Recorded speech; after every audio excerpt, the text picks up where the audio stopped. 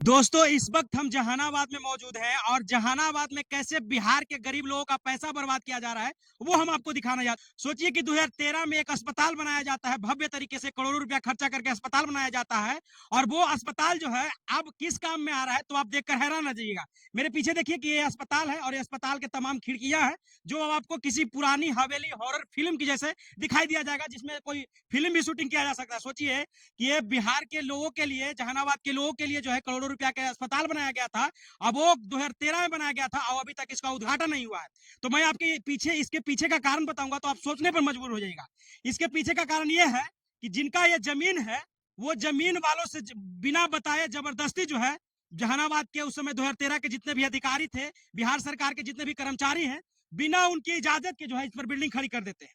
अब वो जिनका जमीन है वो कोर्ट पहुंचते हैं और कोर्ट से जो है स्टे लग जाता है। सोचिए कि ये सोचने वाली बात है कि कितनी मूर्खता वाली बात हो सकती है कि जिनका जमीन है उनके जमीन पर इतना बड़ा बिल्डिंग बना दिया जाता है, इतना बड़ा अस्पताल बना दिया जाता है और जबरदस्ती जो है उनके कागज को बताया जाता है कि यह कागज आपका नहीं है, ये कागज फेक है। ये सोचने वाली बात है कि जब जिनका जमीन है वो कोर्ट में जाते हैं तो कोर्ट जो है इस पे स्टे लगा देता है और उन तमाम कर्मचारियों को और बिहार सरकार को फटकार लगाती है। हमारे साथ वही है जिनके जिनके जमीन में जो है अस्पताल बना है।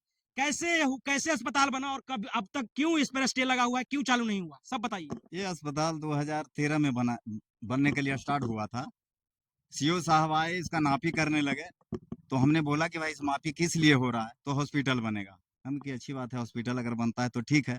हम बोले कि ठीक है सर, अगर हॉस्पिटल बनता है तो इसमें आप कुछ जमीन दीजिए। हम बोले ठीक है, इसमें हम जो भी एक 3 कट्ठा के लगभग जो जमीन था, हम 3 कट्ठा अपने स्वेच्छा से दिया। हम कि इधर बना लीजिए। तो ठीक, पहले ठेकेदार आए थे।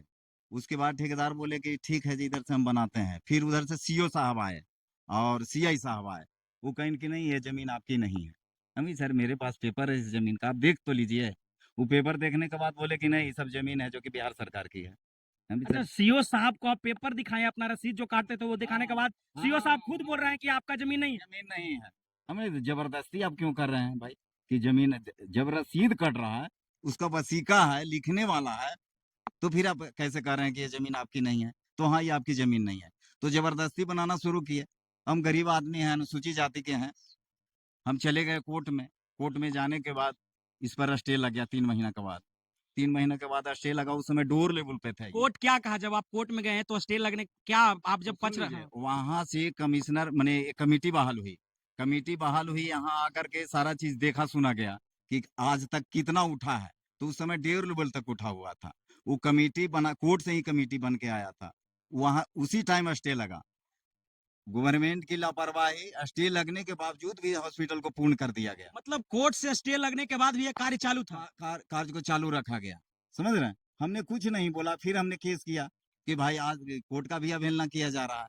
इसमें क्या मतलब कि सरकार का मतलब सोच सकते हैं आप कि कितनी मूर्खता वाली बात हो सकती है कि जब सीओ को जो है सीओ को तो सबसे पहले उस पर कार्रवाई होना चाहिए। जो सीओ कहता है कि आपका जमीन नहीं है और जब एक कोर्ट में जाते हैं तो वहां साबित होता है कि इनका जमीन है। उसके बाद डीएम साहिबा पर भी कार्रवाई होना चाहिए, जो डीएम साहब उस वक्त के थे उन पर भी कार्रवाई होनी चाहिए, ठेकेदारों पर कार्रवाई होना चाहिए। और सबसे बड़ी बात, बिहार सरकार के जितने भी कर्मचारी उस वक्त 2013 के, मतलब आप सोचिए कि 10 साल हो गए इसको, मतलब 13 साल बीतने जा रहा है इसको बनने हुए, लेकिन आप सोचिए कि खंडर में बदल चुका है। और कोर्ट में जाने के बाद जब ये पक्ष रखते हैं, रसीद दिखाते हैं, तो साबित होता है कि इनका जमीन है। और इस पर जबरदस्ती जो है अस्पताल बनाया जा रहा था और अस्पताल जो है बनके तैयार हो जाता है लेकिन चालू नहीं होता है। अब कोर्ट क्या कह रहा है। अब कोर्ट कह रहा है कि ठीक है जे, इसका आप जो भी मैंने जो मेरा केस किया हुआ है, देखिए वो केस का नाम ये बताइए कि आप जब जमीन दे रहे थे तो जबरदस्ती आपसे जमीन लिया गया या बिना। मेरे तरफ से जो केस किया गया है, हम्म। वो केस अभी चल रहा है। मैंने उस पर कंप्लेंट किया है कि गरीब आदमी के जमीन पर बाजबरदस्ती सरकार ने जो कि बिल्डिंग बना रही है। समझ रहे हैं? तो वो अभी केस चल रहा है जिसको भाई मिसले क्या होता है, वो जमीन को केस जो किया है हम लोग। ये जो आप बिना आपकी इजाजत के, बिना आपको बताए कैसे यहाँ पे अस्पताल बनना काम कार्य चालू होगा जबकि आपके पास जमीन का रसीद था। मेरे पास सारा पेपर था, ठीक है। हम्म। लेकिन जो सीओ थे, मखदुमपुर सीओ, उन्होंने ऑर्डर दिया कि उस जमीन पे कुछ गांव वाले मिल करके, जिनका काम है लोगों को परेशान करना, कुछ लोग मिल करके गांव वाले, और सीओ को बहका दिए कि वो गैरमजरूआ है और उसका पेपर नकली है। जब हमने पेपर लेकर के सीओ के पास गए तो उन्होंने पैसे की डिमांड की। ठीक है, कि कुछ खर्चा कीजिए हो जाएगा। तो हम बोले कि हम पैसा तो देंगे नहीं, क्योंकि वो मेरी जमीन है, उसका पूरा मतलब पेपर है। सीओ आपसे बोल रहा था और कि खर्चा दीजिए। हाँ, खर्चा दीजिए। क्या नाम था सीओ का उस वक्त? संजय कुमार अम्बस्ट। अभी वो ठीक सीओ है। है अभी? नहीं, वो सस्पेंड वगैरह भी, कुछ डिस्चार्ज भी हो गए थे। अच्छा, ट्रांसफर कर दिया गया था उसका। हाँ, डिस्चार्ज भी शायद हुए थे, और उनके जो यहाँ हॉस्पिटल बनवाए उसके अथी में उनको सस्पेंड भी कर दिया गया था, और उन पे सरकार के द्वारा भी नोटिस दिया गया है कि आप गलत किए हैं, ठीक है।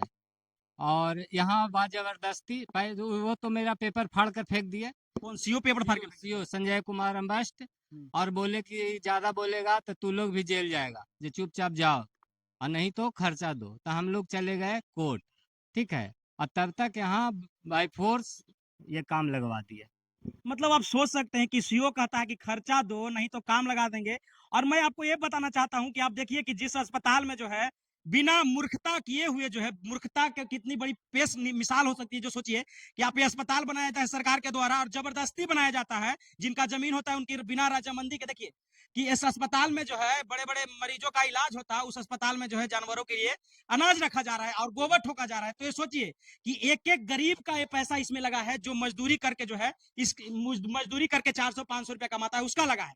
और मैं इसलिए इस चीज को दिखा रहा हूं कि 13 साल बीतने जा रहा है। सोचिए कि 13 साल बीत गया, कई लोगों पर कार्रवाई भी किया गया, लेकिन ये कितनी बड़ी लापरवाही